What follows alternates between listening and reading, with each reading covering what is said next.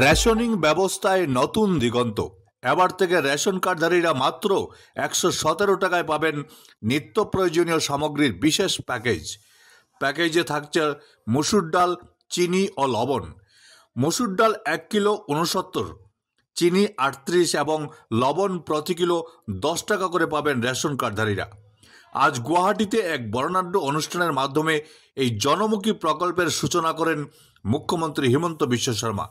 খাদ্য, অসামরিক সরবরাহ ও ক্রেতা সুরক্ষা বিভাগের মন্ত্রী কৌশিক রায় সহ অন্যান্য মন্ত্রী ও বিভাগীয় শীর্ষ আধিকারিকরা এই অনুষ্ঠানে উপস্থিত ছিলেন।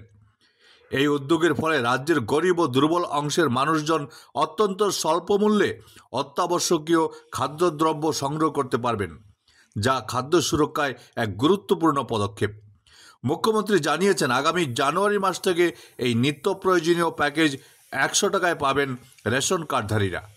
17 টাকার পরিবর্তে আমি 100 টাকাতে এই তিনিওবিধ সামগ্ৰী আমি যোগান ধৰিম। সামগ্ৰী তিনিওবিধ একেলগেও কিনিব পাৰে বা পৃথকেও কিনিব পাৰে।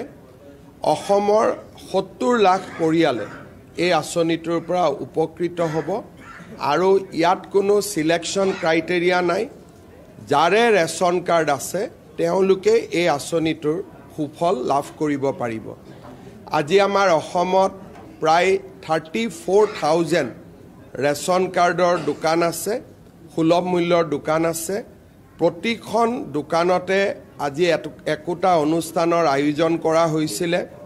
একোজন মুখ্য অতিথিও আছিলে আৰু ইউটিউব যোগে বা ফেচবুক যোগে বা টেলিভিছনৰ জৰিয়তে সেই স্থানসমূহতো অসমৰ ৰাইজে এই অনুষ্ঠান চাইছিলে আৰু এটা বহল প্ৰচাৰ যাক প্ৰয়োজন আছিলে এই আঁচনিটোৰ বাবে বহল প্ৰচাৰো আমি কৰিবলৈ সক্ষম হৈছোঁ।